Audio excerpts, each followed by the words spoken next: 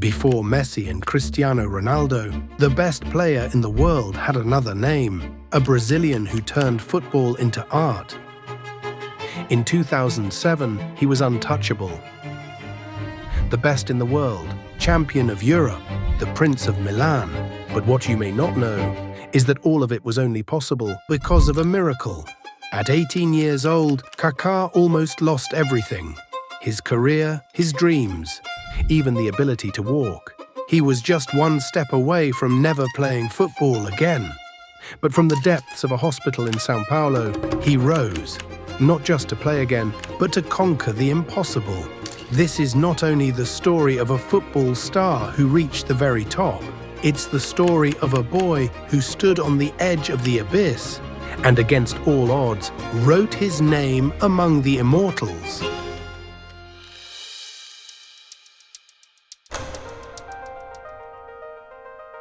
Ricardo Izexon dos Santos Leite was born in Brasília, but it was in São Paulo where his destiny began to take shape. From a young age, he was gifted, but when he joined São Paulo's academy, there was a problem. Kaká suffered from delayed bone development. He was smaller, weaker, overlooked. The skinny kid with the fragile frame looked like he didn't belong, but he used his mind, his vision, and his flawless technique to survive. And slowly, nature paid back its debt. He grew taller, stronger, and ready to rise. But at 18 years old, everything nearly ended. A simple dive into a swimming pool turned into tragedy. A spinal injury so severe that in most cases it meant a lifetime without walking again. Even his own doctor admitted he couldn't understand how Kaká was still on his feet, enduring pain but somehow still walking. His career, his dreams, his future all seemed lost. And yet the impossible happened. Kaká recovered. He called it a miracle from God. To him, it wasn't just a recovery, it was a new purpose in life. Months later, in 2001, he made his professional debut for São Paulo. In just his third match, he scored twice in the final of the Torneio Rio-São Paulo, winning the trophy and announcing himself to the world. At only 19, he was already Brazil's next prodigy. And in 2002, he joined the Brazilian squad that lifted the World Cup in Japan and Korea. Just 25 minutes on the pitch, but a medal that many legends never touch. Kaká had defied destiny, and in that moment, the world saw a prodigy. But the future held invisible battles ahead.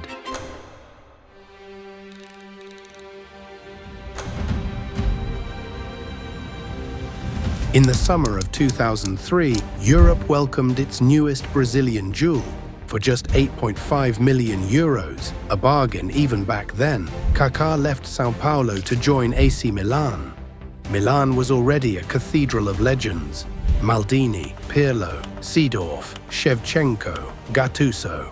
And yet, within weeks, the 21-year-old boy from Brazil was no longer just another name. He was the heartbeat of a new generation. Wearing the number 22, Kaká adapted instantly to Italian football, a league known for breaking foreigners. But not him. His elegance, his vision, his ability to glide past defenders, all of it made him stand out in a country built on defense. By the end of his first season, Kaká was crowned Serie A Foreign Player of the Year. At 22 years old, he had already conquered Italy, but it was in Europe where his legend truly began. In 2005, Milan marched to the Champions League final in Istanbul. Against PSV, against Inter, against Manchester United, Kaká delivered assists, goals, and moments of magic. In the final, Milan destroyed Liverpool in the first half. 3-0, Kaká was untouchable, providing a pass for Hernan Crespo's third goal, a masterpiece of vision and precision.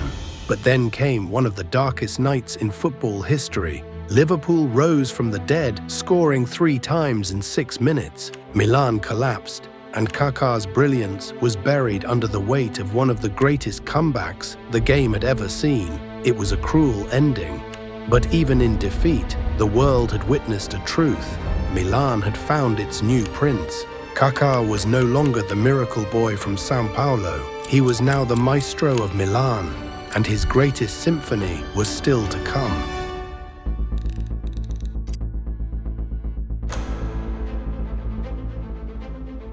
When Andriy Shevchenko left Milan for Chelsea in 2006, many feared the Rossoneri had lost their sharpest weapon, but in truth it opened the stage for Kaká.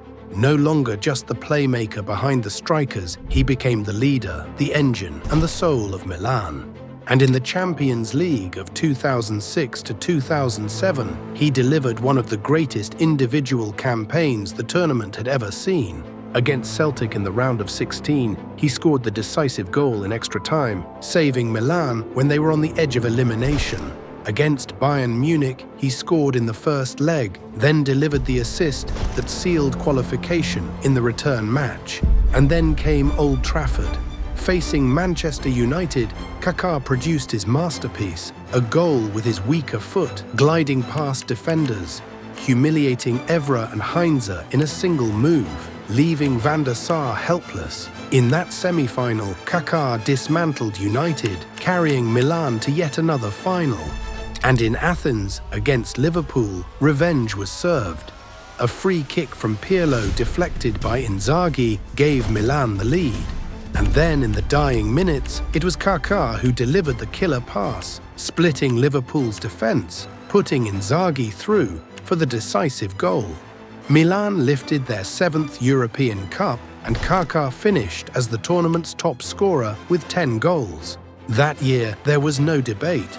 He was the best player on the planet. In December 2007, Kaká was crowned with the Ballon d'Or, the last man to lift it before the era of Messi and Cristiano Ronaldo.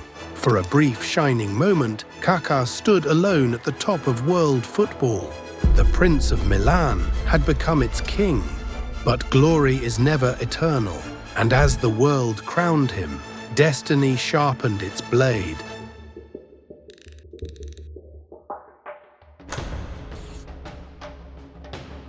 In the summer of 2009, Florentino Perez launched a new Galactico era at Real Madrid, and Kaká was the crown jewel. For 67 million euros, the Ballon d'Or winner arrived in Spain, joining Cristiano Ronaldo, Benzema, and Xabi Alonso in what was meant to be the most feared attack in Europe. Madrid had built a kingdom, and Kaká was supposed to be its prince. At assists, flashes of the old elegance, he even entered the 2010 World Cup as Brazil's great hope. But beneath the surface, something was breaking. His left knee carried an injury so severe that surgery became unavoidable. 8 months on the sidelines followed, and when he returned, the rhythm was gone. Real Madrid had moved on. A young Mesut Ozil had stolen the spotlight, and Kaká, once the best in the world, was left watching from the bench. His relationship with Jose Mourinho grew cold. No matter how hard he trained, the trust was gone. Kaká later admitted those were the darkest years of his career. For a player who once ruled the world, Madrid became a prison, a place where his body betrayed him, and his talent was forgotten.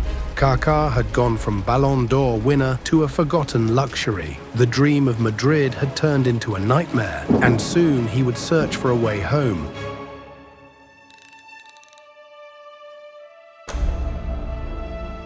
By 2013, the Madrid chapter was over. Kaká returned to Milan, not as the golden prince of old, but as a veteran searching for joy in the game he once ruled. For a brief moment, San Siro lit up again. Dribbles, goals, the smile that once lit up the world. But the truth was clear. The body no longer answered the way it once did. He was still brilliant, but fragile. In 2014, he spent a short spell back at São Paulo, the club where everything had begun. It was a farewell gift to Brazilian football, a reminder of the boy who had become a miracle. Then came America. Orlando City in Major League Soccer signed Kaká as their first superstar. He was the face of a new franchise, the captain who would lead them into the future. And in flashes, the magic returned, moments of pure elegance. Even in the MLS All-Star game, he scored and was named MVP. But every time hope returned, injuries followed. By 2017, the fight was over. At 35 years old, Kaká announced his retirement. A career that began with a miracle had ended quietly, far from the stages where he once reigned. But legends are not measured by how they end. They are remembered for the moments that time can never erase.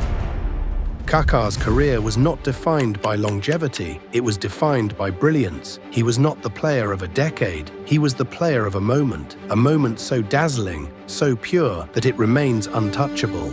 In 2007, he stood alone at the top of the world, the last Brazilian to lift the Ballon d'Or, the last man to be crowned before Messi and Ronaldo began their reign. But Kaká was more than trophies and medals. He was elegance, he was joy, he was proof that football could still be beautiful, graceful, almost romantic.